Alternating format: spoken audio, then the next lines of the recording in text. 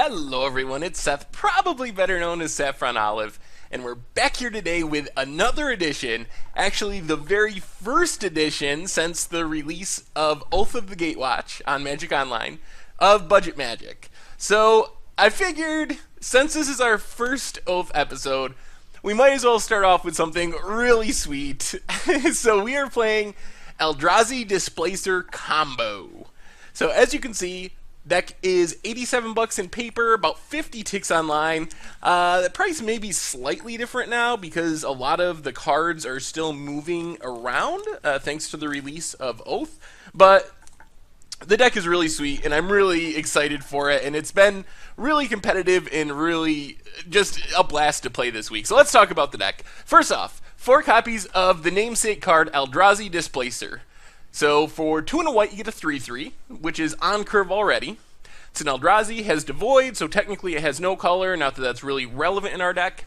But the key thing is you can pay 2 and a colorless to exile another creature, then return it to the battlefield tapped under its owner's control. So the combo of this deck revolves around blinking our own creatures, as we'll talk about. But as I was playing this deck, I realized Eldrazi Displacer is just really good. It seemed like every match I played, my opponent would play a different card that Eldrazi Displacer just interacted with really well. Like, an opponent plays a Hangerback Walker, you pay 2 and a colorless, blink it, it comes back in, it dies. Since it exiles, they don't even get the tokens, because there's no death trigger. It tokens, like a Gideon Ally of Zendikar, you can pay 3 mana and exile whatever token the opponent makes. It can get rid of a blocker for a turn. It can also get rid of an attacker for a turn. It resets Warden of the First Tree, Goblin Glory Chaser, anything with counters on it. So it is a really good card, way better than I could have imagined. It's just insane. But anyway, in our deck, we have a combo, and our combo is Brood Monitor. So, Brood Monitor, another Eldrazi Drone, 6 mana, so 4 and 2 green, you get a 3/3. When it enters the battlefield, you put 3 colorless 1/1 Eldrazi Scion creature tokens onto the battlefield, and you can sack those Scions, each one, to add a colorless mana to your mana pool. So, Eldrazi Displacer, the activated ability costs 3 mana, and all of it can be colorless.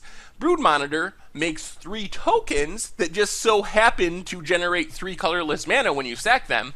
So, with these 2 cards on the battlefield, you can use the tokens from Brood Monitor to activate Eldrazi Displacer, to blink the Brood Monitor, which comes back into play tapped, whatever, being tapped doesn't matter, but it makes 3 more tokens, so we can infinitely blink the Brood Monitor with the tokens that it generates. So this gives us an infinite number of enters the battlefield triggers and an infinite number of death triggers. So this combo, that's how it's built. That's what we're trying to do. So what do we do with these triggers to win the game? Well, we have 2 different things. Zulaport Cutthroat, a 1/1 for 1 and a black. When it or another creature that we control dies, we drain for 1. Each opponent loses a life, and we gain 1 life. So, as we stack those tokens from Brood Monitor, we are getting 3 Zulaport Cutthroat drain triggers each time.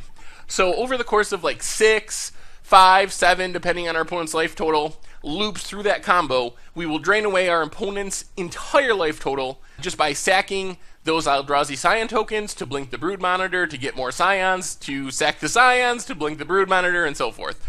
On the other hand, we also have 2 copies of Altar of the Brood. This one is a 1-cost artifact, and it says whenever another permanent enters the battlefield under our control, each opponent puts the top card of his or her library into his or her graveyard.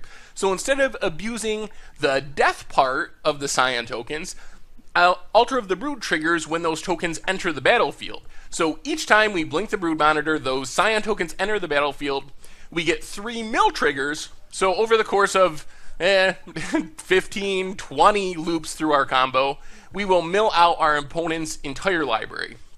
So basically, this is for redundancy. I didn't want to play just the 4 Zulaport Cutthroats. The rest of the deck, this is the combo of the deck. The rest of the deck is kind of this value-y Abzan deck that still looks to abuse the Eldrazi Displacer's blink ability. So we got 4 Elvish Visionaries, 2 mana 1/1. When it enters the battlefield, we draw a card. So we can blink that with the Eldrazi Displacer. to draw an extra card for 3 mana. Not a great deal, but not bad. It's even better when we block with the Elvish Visionary and then blink it afterwards, so we prevent the damage of the attacker and draw the card. Catacomb Sifter works with the combo to some extent. It's a black and a green for a 2/3. When it enters the battlefield, we get a colorless Eldrazi Scion token that we can sack for mana. And whenever another creature we control dies, we get to scry 1. So we played this Rally Fenza deck, Rally the Ancestors, Anafenza deck in Modern. And one of the key parts of that deck was Viscera Seer, which allows you to sack a creature to scry 1. Catacomb Sifter kind of does the same thing. When we sack our Scion tokens, it lets us scry, which helps us put together our combo pieces when we need them. Plus, it's just a good value creature. Basically, you get 3 power and 4 toughness for only 3 mana, and we can blink it with a Displacer to keep getting more Scion tokens, and using those to keep scrying. Of course, if we're playing Abzan colors and looking to abuse enter the battlefield triggers, gotta go with Siege Rhino. 4 mana, 4/5 trample. When it enters the battlefield, each opponent loses 3 life, and we gain 3 life. We can just win games with Siege Rhino on its own. Play a couple Siege Rhinos, start attacking, do some draining, blink them with Eldrazi Displacer to get more drain triggers, and just take over the game. So one of the things I really like about this deck is, in some ways, it feels like Splinter Twin in Modern, or what that used to be in Modern. But the thing that made Splinter Twin so good is it was this combo deck, but it wasn't really a combo deck. It was actually a value-y control deck that just sometimes won by this combo. And we're kind of the same way. We can win fair games of Magic. We are not an all-in combo deck. So we can win fair games just by like blinking some blockers to get in some attacks, play these like on-curve or above-curve creatures, generate some value. So we can win a normal game of Magic, and then sometimes, if our opponent's shields are down or they're not expecting it, we just win the game out of nowhere with this infinite combo. So I really like that aspect of the deck, that we can still win fair games of Magic like a value-y Abzan mid-range deck, and we just happen to have infinite combo built in.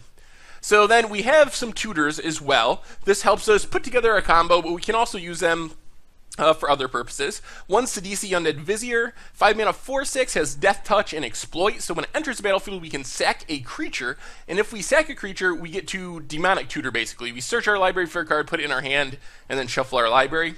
So we can sack a Scion token or an Elvish Visionary, find a Displacer or the Brood Monitor, or whatever else we might need, a piece of removal or something. From Beyond is a really sweet one in this deck. It is a 4 mana enchantment, has Devoid, so technically it's colorless, even though it costs 1 green to cast it. At the beginning of our upkeep, we get a 1/1 colorless Eldrazi Scion creature token that we can sack to add 1 colorless mana. So this helps generate colorless mana that we need to activate the Displacer. It also makes a bunch of chump blockers, or they can also attack because they're 1/1s, unlike the old Eldrazi tokens. But then the key thing is we can pay 1 and a green and sacrifice it and search our library for an Eldrazi card, reveal it, and put it in our hand, and then shuffle our library.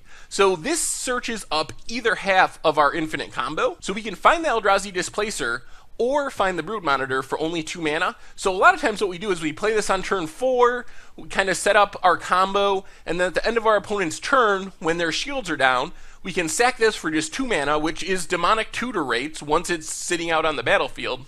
Find either half of our combo, whatever part we're missing, and then combo off during our next turn. So it's just been really good in the deck. Then we have some removal/value. 3 Abzan Charms, white, a black, and a green for an instant. We can exile a creature power 3 or greater, draw 2 cards and lose 2 life, or distribute 2 +1/+1 counters among 1 or 2 target creatures. And then a single Murderous Cut, destroys anything, delves, costs 5 mana, but sometimes we cast it for 2 or 1 even with the delve cost. So not too much removal in the deck, at least in the main deck.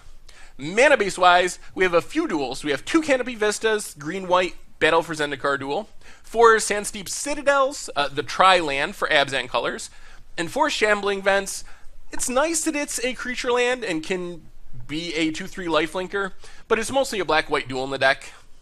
Then we also have some more duels, but these cards are mostly important because they are colorless. So Caves of Quelos and Llanowar Waste are actually in our deck like tricolored lands that enter the battlefield untapped, because they can tap for white or black in the case of Caves of Quelos, or black and green for Llanowar Waste, but they also tap for colorless. So these are ways that we can get that colorless mana that we need to use Eldrazi Displacer. We don't have a ton of colorless matters cards. It's really just a Displacer, but we do want to make sure we have 1 or 2 activations of Eldrazi Displacer available at all times. So these cards make it happen.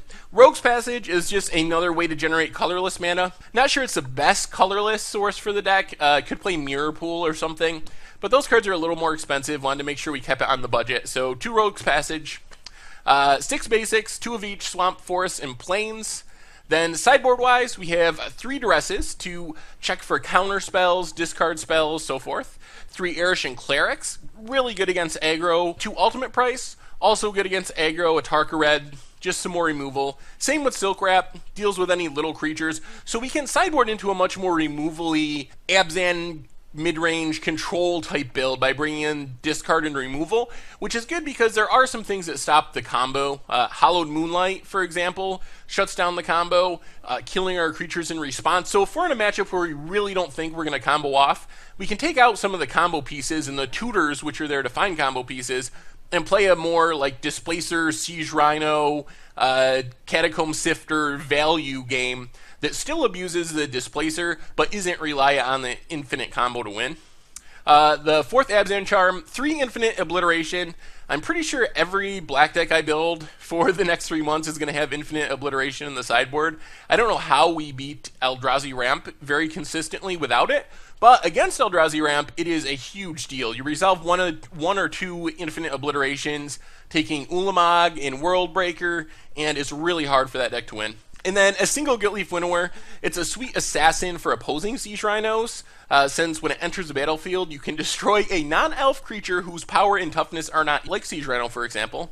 And it can be blinked with the Displacer to get repeatable advantage. So that's the deck, and I have to say, it is awesome. It is really sweet, and I've just really enjoyed playing it. It seems really competitive. Anyway, it's a blast to play. It's not too expensive.